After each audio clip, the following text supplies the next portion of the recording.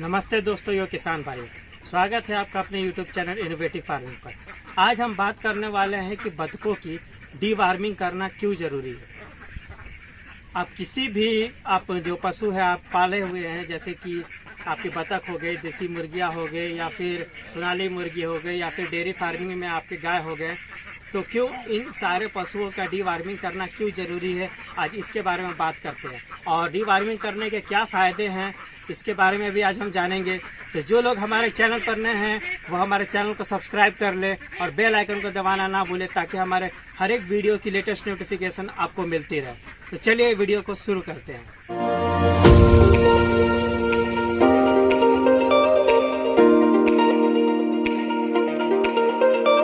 सबसे पहले तो जानेंगे कि डीवार्मिंग क्या होता है, क्यों करना चाहिए, इन सारी बातों पर जानेंगे और किन मेडिसिन के उपयोग करना चाहिए ताकि आप डीवार्मिंग कर सके।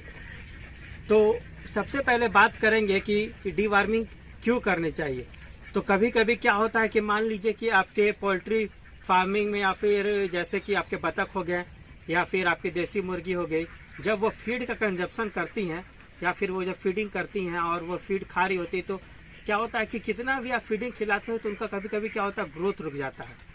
ग्रोथ रुकने के कारण अंडों का प्रोडक्शन रुक जाता है और वो अच्छे से एक्टिव नहीं हो पाती है, वो फुर्तीले नहीं हो पाते हैं, वो सुस्त पड़ जाते हैं, या फिर वो खाना खाना कभी कभी बंद कर देते हैं, या फिर उनके अंदर काफ़ी ज़्यादा सुस्ती हो जाती है, या फिर वो उनके अंदर बीमारियां आना शुरू हो जाता है। तो क्या होता है कि असल कारण ये है कि जब वो खाना खाते हैं तो मान लीजिए कि पर डे वो 100 ग्राम से ऊपर की फीडिंग कर रहे हैं, 150 ग्राम की फीडिंग कर रहे हैं, पर एक कीड़ा होता है जिसे हम इंग्लिश में टेप वर्म कहते हैं। तो जब उनके शरीर में कभी कभी वो कीड़ा आ जाता है गंदगी के कारण, जब वो गंदगी खाते हैं तो वो क्या करता है, जो कीड़ा है बहुत सारा मात्रा में पाए जाने की वजह से वो जितना भी फीड है वो सारा फीड को वो लोग कंज्यूम करना शुरू कर देते हैं, जिसकी वजह से आपका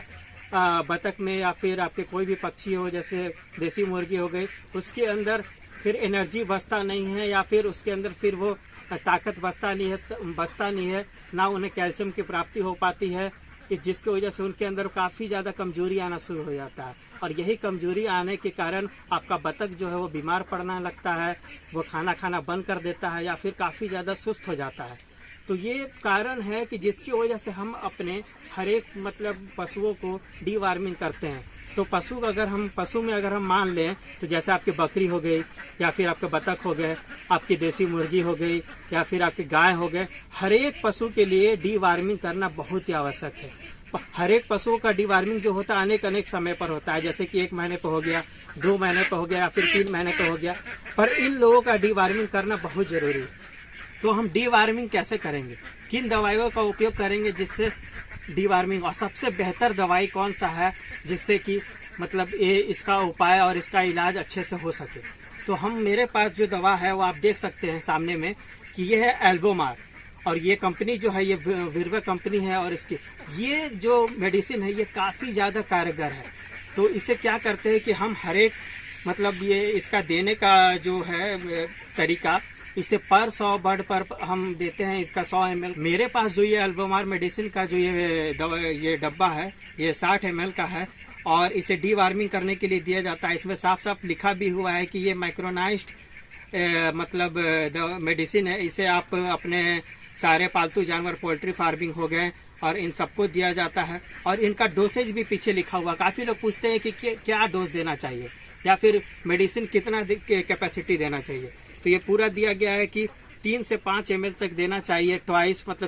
2 बार देना चाहिए, लगातार 1 दिन या फिर 2 दिन या फिर 3 दिनों तक लगातार आप दे सकते हैं। वो निर्भर करता है आपके पास कौन सा पशु है, या फिर अगर आप बतख पालन कर रहे हैं तो पर 100 बर्ड के लिए आप 100 ml का इस्तेमाल करें, और अगर आप गाय का कर रहे हैं तो आप कम से कम 5 ml पर एक गाय पर दे सकते हैं। इससे क्या होता है कि ये जो मेडिसिन है एल्बोमार, ये एल्बोमार आपके जो मान लीजिए कि बतख है उसके अंदर का जो कीड़े हैं उन कीड़ों को जाकर ये ख़त्म कर देता है, और अंदर फिर से एक नई एनर्जी को लाता है और इनके स्वास्थ्य को बढ़ाता है, जिससे कि जब आपके बतख या फिर देसी मुर्गी हो गए, जब ये कंज्यूम करते हैं फीड को, तो क्या होता है कि जब फीड को कंज्यूम करना शुरू कर देते हैं तो उनके अंदर फिर से एक नया एनर्जी शुरू आता है और सारे कीड़े मरने की वजह से उन्हें ना तो कैल्शियम की कमी होती है। 100% क्या होता है कि आपका जो फीडिंग ये है, बतख जितना भी फीडिंग करता है वो फिर से उन्हें स्वस्थ बना देता है। वो सारा फीडिंग को कंज्यूम करने लगते हैं, उनके अंदर दोबारा से फुर्ती आ जाती है। वो फिर से मतलब उनके अंदर अंडा देने की जो कैपेसिटी है, जो क्षमता, वो बढ़ जाता है, एक का प्रोडक्टिविटी बढ़ जाता है। तो इन छोटी छोटी कारणों पर ध्यान देना बहुत ही ज़्यादा ज़रूरी है। कि क्या होता है कि कई किसान लोग 6 महीने से साल भर से बतख पालन कर रहे होते हैं या फिर देसी मुर्गी के पालन कर रहे होते हैं, पर वो लोग क्या करते हैं कि डीवार्मिंग नहीं करते हैं। क्योंकि डीवार्मिंग अगर नहीं करते हैं तो क्या होता है कि अस्वस्थ होने जाने के कारण, कई बार सुस्त हो जाने के कारण, कमज़ोर हो जाने के कारण वो लोग क्या करते हैं कि सोचते हैं कि हमारा फार्म चल नहीं पा रहा है, क्या हो गया, जिसके कारण वो अपने फार्म को बंद कर देते हैं या फिर हटा देते हैं। पर अगर आप डीवार्मिंग करते हैं, अगर आपको जानकारी है ना, और कई किसानों को ना जानकारी होने की वजह से वो डीवार्मिंग नहीं करते हैं, तो ये जानकारी होना आपके लिए बहुत ही आवश्यक है। आप अपने किसी भी अगर आप पशु अगर आप पाले हुए हैं तो उनको डीवार्मिंग जरूर करें। कि इसका डीवार्मिंग करने का बहुत ही लाभ है, क्योंकि ये डीवार्मिंग करने से उनके अंदर दोबारा से एक नई ताकत को ला देता है। वो नए अच्छी तरह से स्वस्थ हो जाते हैं और जो भी फीड कंज्यूम करते हैं वो पूरी तरह से बॉडी में दोबारा ग्रोथ को लाता है और अच्छे ग्रोथ को लाता है। तो आज का वीडियो हमारे दोस्तों किसान भाई आप सभी को कैसी लगी कमेंट करके ज़रूर बताएं।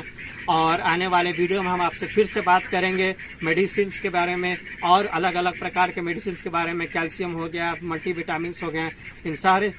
मेडिसिन के बारे में बात करेंगे। तो हमारे वीडियो को लाइक करें, हमारे चैनल को सब्सक्राइब करें और ज़्यादा से ज़्यादा लोगों के बीच में शेयर करें। तो दोबारा मिलते हैं, तब तक के लिए जय हिंद।